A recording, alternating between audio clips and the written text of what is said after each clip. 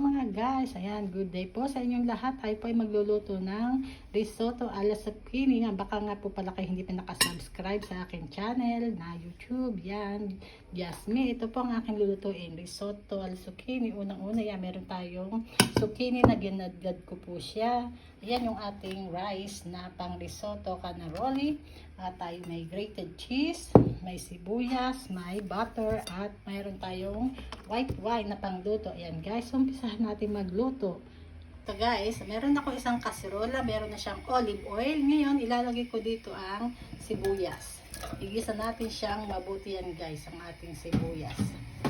Atin lang niyang hayaang maluto. Haluin lang natin siya hanggang sa maging yung para siya nagkaramelize na ang pinaka-sibuyas niya bago natin ilagay mamaya ang pinaka-rice niyan. Wait lang tayo ng mga ilang minutes. Ayan guys, almost ready na yung aking sibuyas. Ngayon, ang ilalagay ko na ang pinaka-rice niya. Ayan. Ating haluin yan hanggang sa medyo, para siyang isasangag natin. Hindi naman siya talagang sangag. Ganyan ang pagluluto ng risotto. Ganito. Hintay lang natin ng mga ilang minutes at atin yan. Mamaya isusunod ang white wine. Yan. Pagka medyo nagkuha na siya, parang alam nyo, medyo para siya na isangag nyo na. Yan, ganito ang itsura niya. Okay, yung pagkaputi niya. Ngayon ay atin siyang lalagyan ng pinaka white wine. Ayan. Siguro mga kalahating baso lang yan guys, ang ating white wine. Hahayaan natin siya mag-evaporate yung pinaka white wine niya. Patuloy lang natin siya hahalo-haloin guys. Wait lang tayo ng ilang minutes na ma-absorb na yung pinaka wine niya. Ayan o, nawala na yung pinaka-wine niya, na-absorb na siya. Ngayon, meron tayong pinakulo ditong tubig. Yung iba gumagawa ng brodo, yung po may mga gulay o kaya may karne. Akin po tubig lang dahil meron tayong Knorr cube na beef. Palagay ko dyan. Yan. Lagyan natin ng paunti-unti po siyang tubig. Ganito po pagluluto ng risotto. Hindi po siya binibiglang maraming nilalagay na tubig. Para po siya yung naging dense, yung malapot lang siya. Unti-unti, pag akala nyo medyo nawawala ang tubig niya at hindi pa siya naluluto, lalagyan natin ulit siya ng tubig. Yan, ganyan guys. Haluin lang natin ang haluin. Ayan. Nauunti siyang nawawala ang pinaka-tubig niya. Lalagyan ko din na siya ng Knorr. Ayan, ating magpapalasa dyan Knorr. Pagka medyo kulang pa sa asin na may lalagyan natin sa lasa, depende sa panlasa.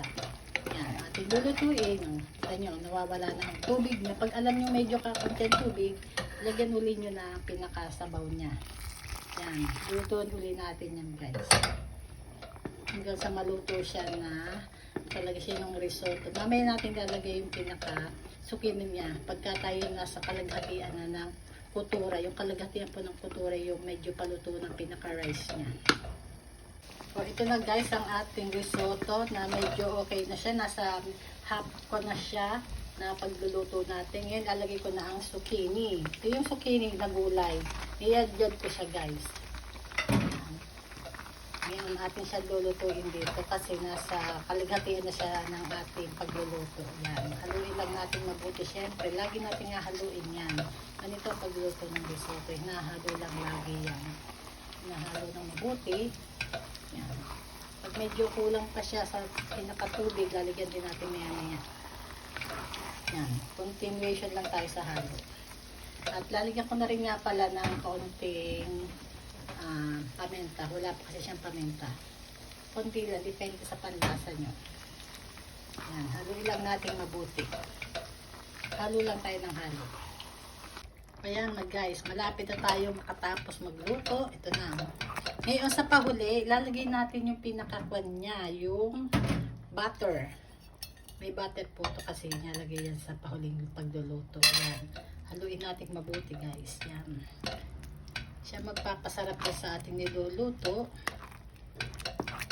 Yan, ganito. Tapos, saka siyempre yung ating cheese na niyadyad. Yan. Sa pahuli yan nilalagay guys para siya ay Talagang makita nyo na medyo malapot. May natin lagay yung iba. Tingnan natin muna kung kasi sobrang marami. Yan, haluin natin kang mabuti. Mahinang apoy niya guys. May i-off na natin siya. At hayaan lang natin siya ma-absorb niya yung pinaka-butter at saka yung cheese. Ito guys, so yan po ang risotto. Yan o, ganyan itsura niya. Ang pagkaluto po ng rice niya, yung hindi siya talagang lutong-lutong tulad ng ating niluluto niya sa yung talagang siya, medyo al dente siya ng konti. Medyo may konting tigas ng konti. Ayan. Luto na po yan guys. Bali, i-off na po yung apoy niyan. Antay lang natin medyo lumapot ng konti yung pinakasabaw niya. Yan ang risotto al zucchini.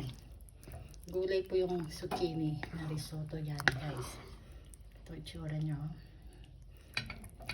Ayan. Naluto na yan guys. Sa lasa okay na. Natikman ko na siya kanina. Tama na ang lasa niya. Haluin lang natin palagi to. So, ayan guys, luto na siya oh. Yan ang ating tinatawag na risotto al zucchini. Yan, ganito ang itsura niya. Ilalagay natin sa plate at siya ay ready na to serve. Yan ang itsura niya guys. Yan, medyo talagang ganyan po risotto, medyo malapot siya pagkakanyan. Paiga ang kanyang tubig, ang sabaw niya. Yan, ito pong itsura niya. Yan, ang ating risotto al zucchini, ready na po yan guys. At siyempre pagkakain niya, lalagyan pa yun ng cheese sa ibabaw. Okay, so, torture niya. Yan. Mga guys, viewers, subscribe po sa aking channel na Just Me. Baka hindi pa po kayo nakasubscribe, paki-like and share na rin po mga guys. Thank you for watching.